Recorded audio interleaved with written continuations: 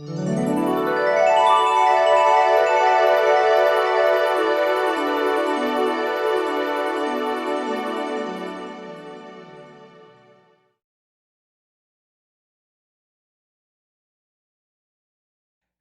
without further ado, I want to introduce someone that is really living a life of making wonderful choices and offering choices for other people. And that is Durriya Syed. She's a recipient of the Sacramento Heroes Award for Humanitarian Services. And she's going to be talking about, her topic is, I choose to build human spirits.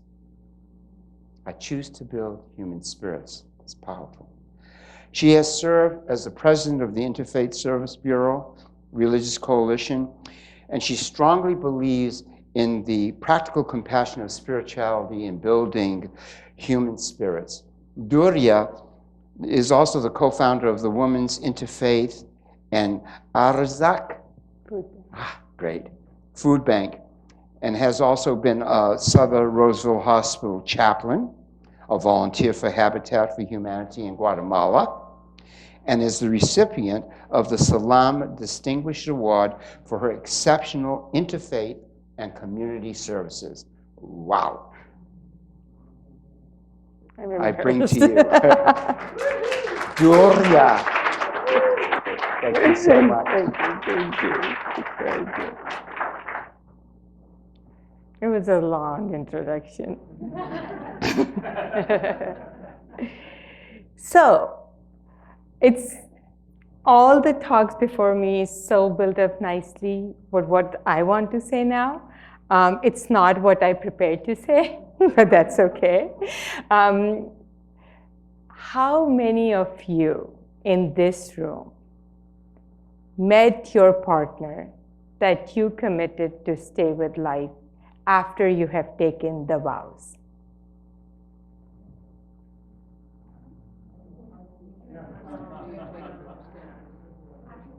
Vows.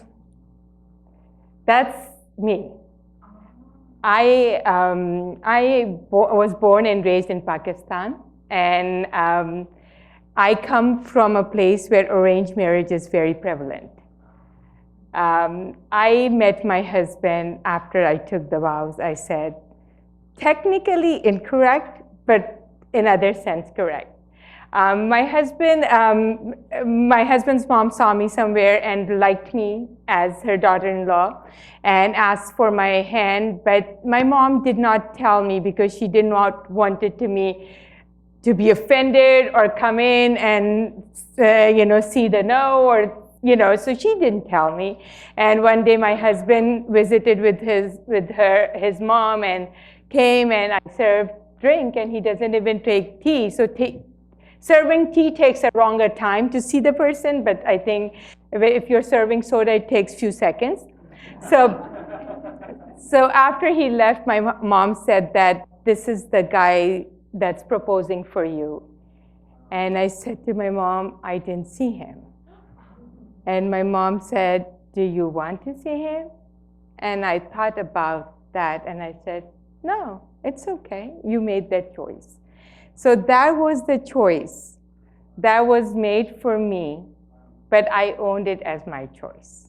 And I am so happy for that.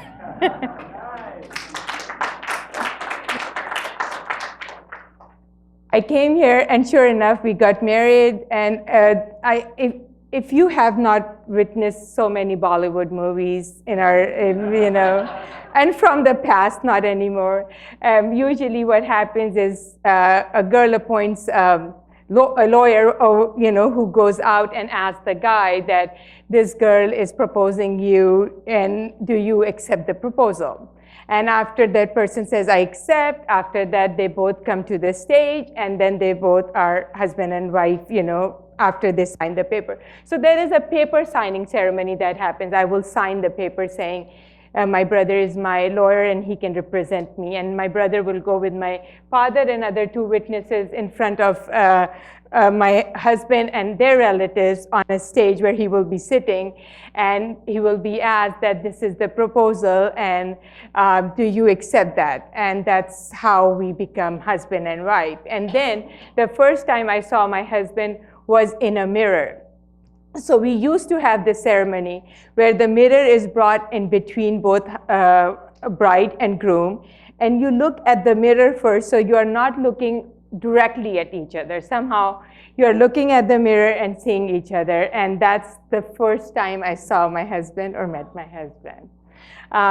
It was not a different experience for me, very happy experience, because from the very childhood we are conditioned, as somebody says, to think that that's how your Mr. Charming or Prince will enter your life, and after that everything will be freedom. So anytime I will go to my mom and dad said, I want to do this, like, once you get married, you get to do whatever you want. So honestly, you're like, oh, and you're given lots of clothes and lots of jewelry. It's a very happy occasion, okay? So somehow it's very successful too, because my daughter, who is an attorney now, wants us to arrange her marriage. So, and I do kid with my husband a lot of times saying that, you know what, we did not fight enough in front of them. Because I want to own it in front of you and everybody. Marriage is a tough institution.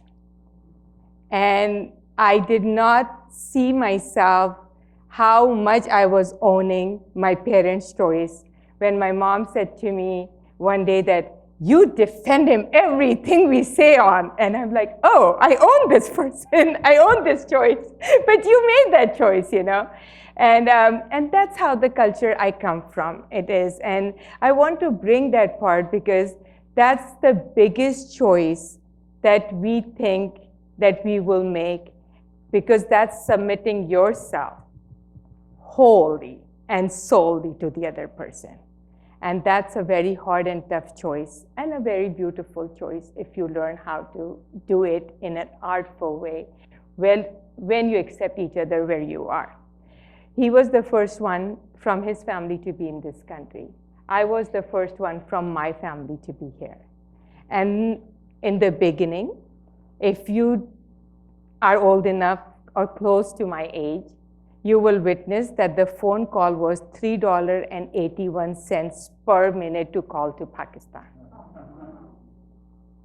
Bad, but good for us, because now we were husband and wife, brother and sister, mother and, father and daughter, mother and son.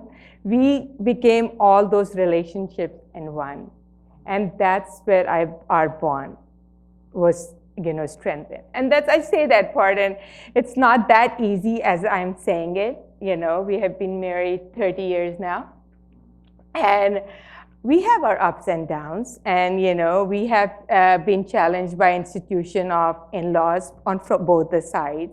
We have been challenged by the most difficult institution of raising 2 kids in this society. So that's another thing. So those are all the things. And I want to bring that part, because I want to enter into something what Rumi says always, that when you are seeking somebody, and that person starts seeking you, or that thing starts moving towards you, that's the part of life that really nourishes your soul. So I see it technically as one of the TED Talk speakers said, there is no genome to human spirit. So there is me, which I am, as Jesus said, choice or gift of God. That's the choice God made, that I'm here. And then my relationship, my body, is the residence for my soul. And my soul feeds on the good or bad what I do. And for my soul, it is important to own myself.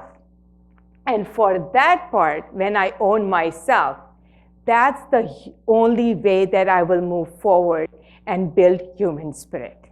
And the spirit, if you remember, and one of the things that I do it, that I have taken shamanism journey, where you go and you meet the spirits, and those spirits don't have time and don't have space and no walls and nothing. That's how I vision human spirit.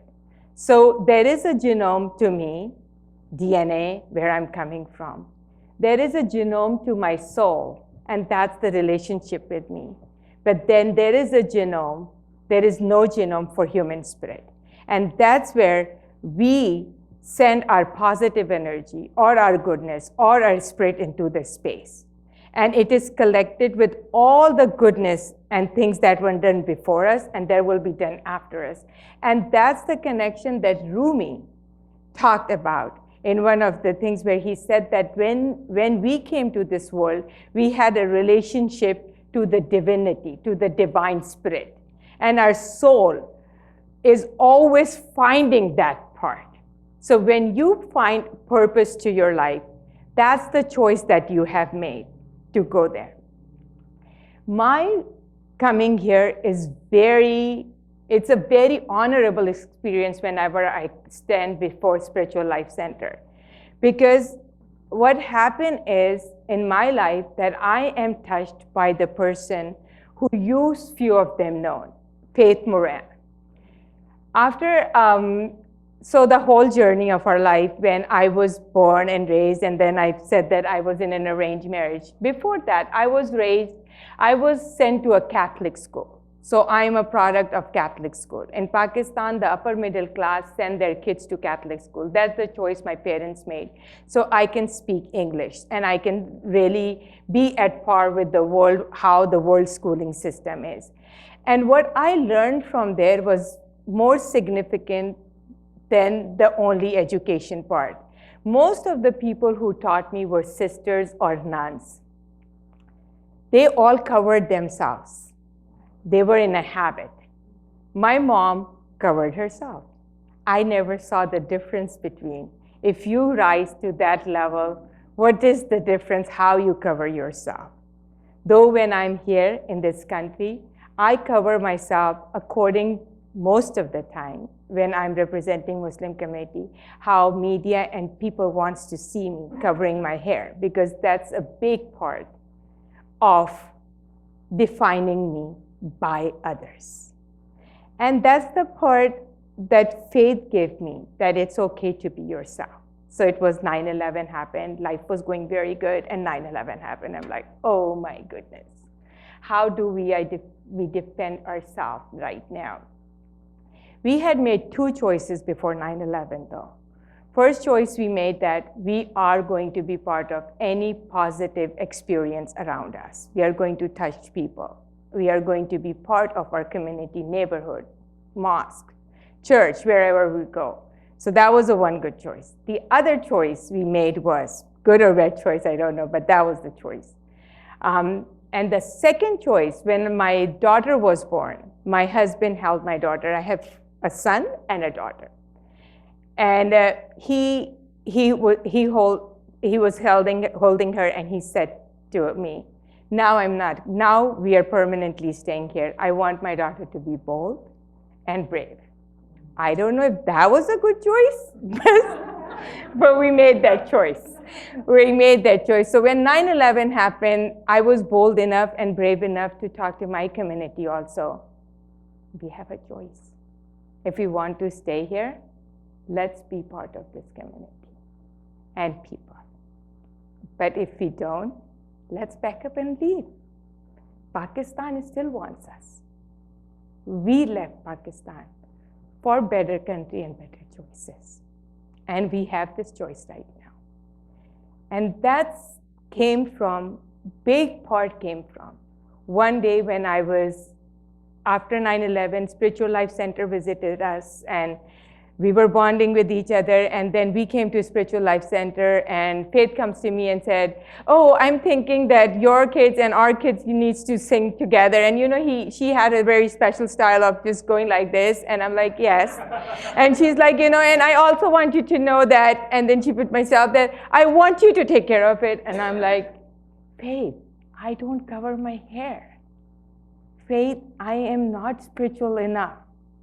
And I still remember her saying that, why not? And that's the part I can, I can always go back to that. And I said to her, in the time where people are telling you you are worthless, she's telling me I'm worthy of it. She was not my parent.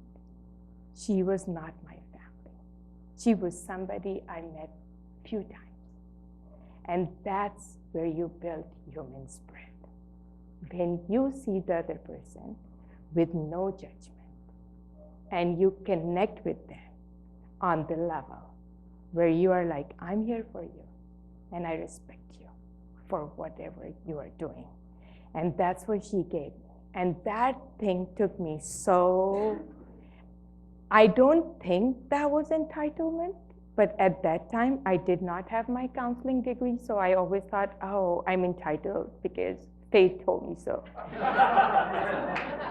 But then I remember, when I thought after that, I realized there is a difference between being worthy of something and being entitled to something.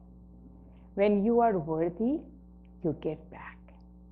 When you are entitled, you want all the time. So that's the difference that I made, and that was my journey with faith. Both my faith. It was journey with faith, and it was journey with my faith. And that's when I realized I am not going to not include anybody in this journey who wants to be part of my journey. Because God, there was a song that the kids did together, SLC and Salam kids. Is it Allah? Is it God? Is it Adonai? Whoever that creator is, he could easily have created one faith, but he chose not to. Because he wants us to make further choices on his choices to build the bigger part that he envisioned as human spirit. And that's how my talk, I want to share my experience with that one. That also helped me in seeing after 9/11 how kids in our community was going through. They had the name Muhammad, they had the name Osama, they had all those names on TV right now. Like what people are saying with other leaders also right now. We did a quilt. That quilt was at Ground Zero. And that quilt, though I was awarded hero, but it was the messages of those kids that touched the heart of the people, at Ground Zero. That quilt was at Ground Zero, and victim of 9/11 came to us and said, we want your kids to come and sing for us. And that moment, I felt like, okay, this is the part that our kids are adding to the bigger part of humanity, spirit of humanity. And that's what we are built for. But that doesn't mean we will not have our oops and bad moments and the moments of slipping, because in Islamically we say human beings are ashraful makhlukat, which when we translate it to English, it's the best creation of God. It's only human being that is given this gift of choice. We believe in angels, we believe in other beings, we believe that, everything there is a destiny and then there is a choice. There is a very fine line. And I don't think we need to, and that's why it's a mystery that we need to decide where is that fine line, where I am destined and where I'm making the choice. But when I'm destined, I'm going to go, and then I will see there and make the choice that I can. And sometimes I will make a choice, and then my destiny will play. But it's okay not to have that answer. As long as you have made this choice that I felt I wanted to make to myself, I am not going to be one of the person who will be discriminatory to anybody or not include people in my journey. And that led to my whole journey of life where we did the quilt. After that, I said to myself, you know what? I want to go and talk to people. So I asked Sierra Community College, can I have a class behind the veil? And my story was, my mom did her MPhil in 13 years, but wrote her book. She has double masters, but she always chose to cover her face. You could only see her eyes. And for me, that was not odd. So I wanted to share my story because it was in this country, after 9/11, that she chose not to cover her face, because she'd rather be okay without covering her face than people to think of her as an oppressed woman. Because if you come to my home, my mom is not oppressed. I love her, and she is my spirit. She's going through her through her cancer right now, and it's been a difficult journey in that I feel like, that's difficult, but she just makes it easy for us. She's like, she lives in the present moment, and she makes that choice for us. And we go with that choice, and that's a wonderful choice to feel and to be part of that. And every day we are laughing. Instead of thinking what will happen next, we are thinking she's here now. So the life that we are given is now and present. And the choice we make is from the given data until now and present. We don't know afterwards.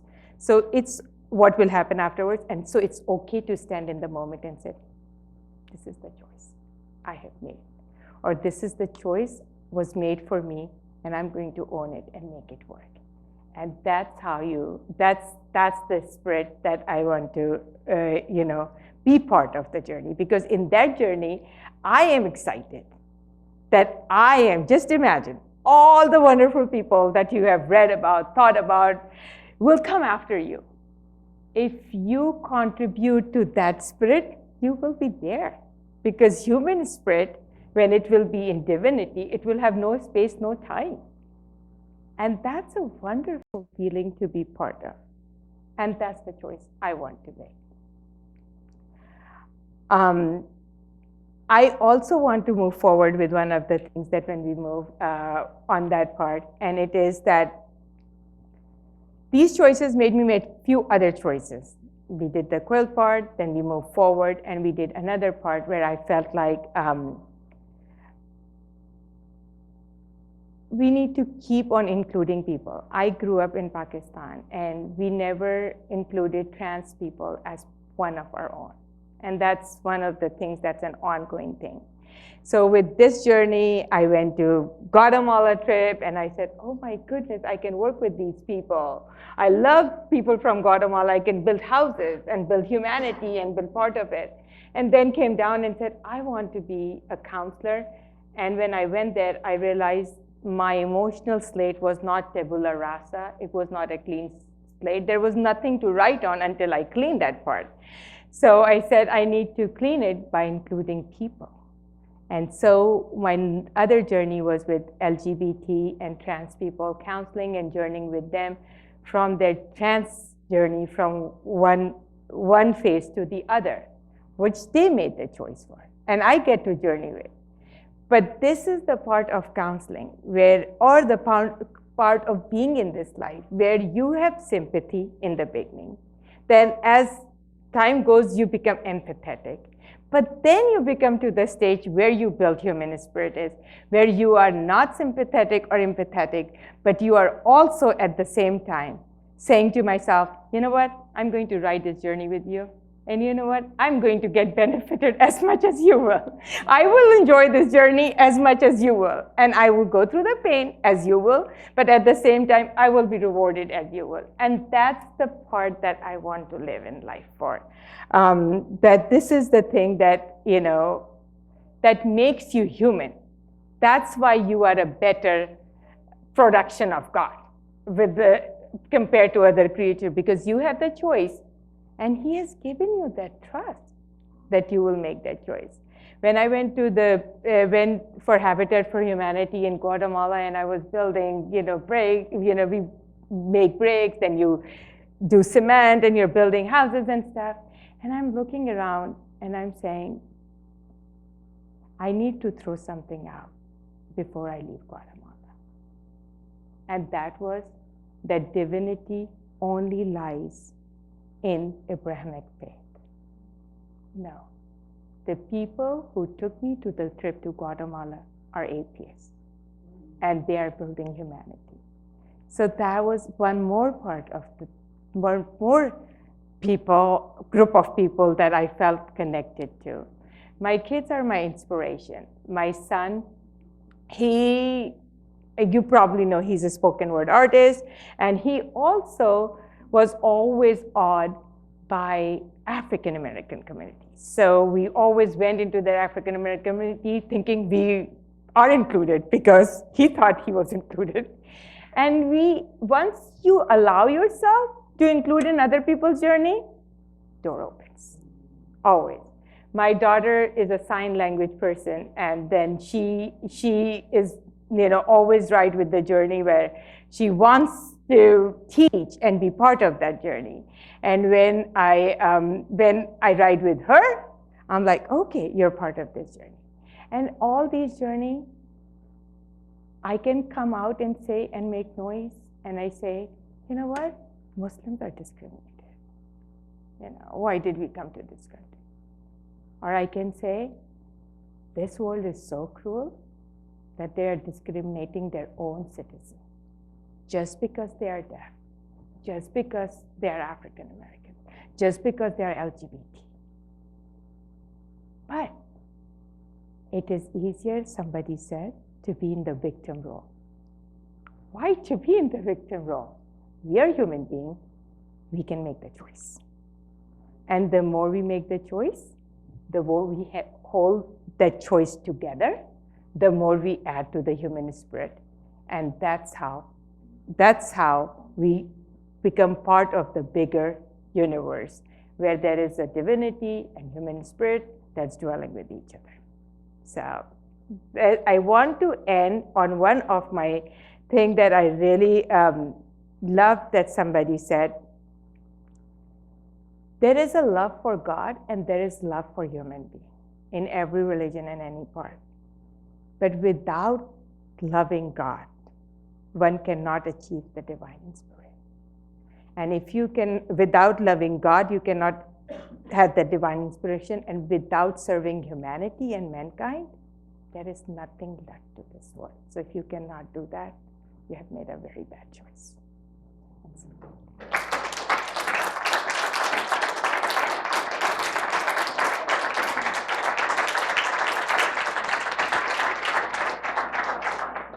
Thank you, Durriya.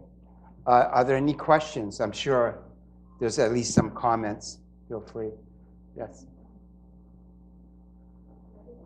So when we were talking at the break, we were talking about the prayer that's similar. We were talking about the prayer that's similar to the dying off. Yeah, so this is the best part of being a Muslim or raised in that faith is there is a time where you are very puzzled. There are these choices, and then there is these choices. And they're all good choices, or they might be good or bad, but at that time you're like, I want to make a choice. So at that time we call it istikhara. And istikhara is one of the way that we deal with it. What we do is we pray certain verses or certain way that you pray, and then we go to, and we, in our mind, we put hush to all our wishes. Like when we are praying that I want to choose this, in my mind, I'm making an intention. Choice is an intention. So I'm making this intention that what I was thinking, what I want, my want will die right now. And it will be the want of the higher spirit. And then after that, when we wake up, some people get it in their dreams, some people will get it in their thoughts, like the first idea they will get in the morning. That's how we will go with that choice. And most of the time, people make this choice when they are choosing their spouses. So, and even if the parents are making this choice, they will say, oh, I need to do istikhara and find out if it's good or bad. So that's what they are going to do. So, yeah. Anyone have a comment? Jeff? So I'm anticipating a question from my son. He would identify himself as an atheist. You closed by saying if you don't love God, but you've included the atheist after the Guatemala trip. So when he asked me, what did you mean by that? Or how would you define God that he would appreciate what you said at the end? What would you say? And that's the thing that I made a mistake. Because then I was going to say love mankind, and then I said God, and then I was like, okay, I can go back and do that. This is my thing, and this is my thing with my Guatemala trip, because I I went first time, and then they asked me to come another time. And also part of my journey with LGBT and the counseling I'm doing with homeless shelter and their place, my supervisor is an atheist too. But I don't question that part. I think that I said love God in a way that love some superior or you trust somebody. Loving God is trusting God. So when I'm saying that, I'm saying you trust that part of it, because I do believe that they are giving. When we are giving, we are measuring. Sometimes the people of faith, when they are giving, we are measuring the reward. If you do this thing certain day, you will get that times of the reward. And if you do, but when atheists are doing, they're just doing it for the thing of doing the right thing. They're making their choice. So I think that serving people is one of the biggest or the most beautiful path to wherever we will go to build human spirit. And so I think I'm understanding you to mean that if you're serving people that way, you're also serving God, whether you know it or not, right? Okay. And I think even in my religion, and I think it's all, we call it hukukul abad and hukukul Allah and hukukul ibad. There are things that we do for God. Those are the rituals and stuff that we feel like we have to connect it with the God directly. But there are the parts that you do for people.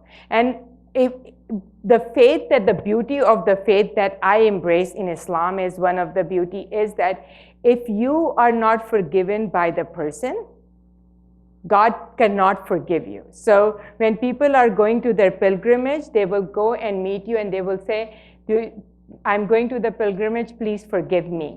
Because that's the part, and believe it or not, it's easier to ask God for forgiveness. It's very hard to ask people for forgiveness. It's hard. It's hard. But that's the part that I'm saying, that if God is saying that ask for the forgiveness, though God has that command that he can, but he's asking you to make that effort. That means he's clearly saying, serve the people, don't hurt the people, include the people, and then come to me and say you're worthy of it. And that's what I do. Is there any other comments? One thing I want to say is when I was getting married to JG, about a month before I got married to JG, I called up Durriya and I said, Durriya, I would like you to come to my wedding. And she said, oh, RJ, I would love to. And JG, come up here for a moment, if you will. And so we have JG and I are a loving couple, and Durriya comes to our wedding, and we're the face of transformation. That's what it's all about. It's about love, no matter what. It's about the choice to build human spirits. And I'm so glad you're in our lives. Oh, thank you. Thank you. Thank you so much, Durriya. And that's the beautiful part. Nobody says my name right except my parents. And I was sharing with him and he said, I'm going to say it right, Durriya. So he did. Durriya. Put your hands together for Durriya, Syed.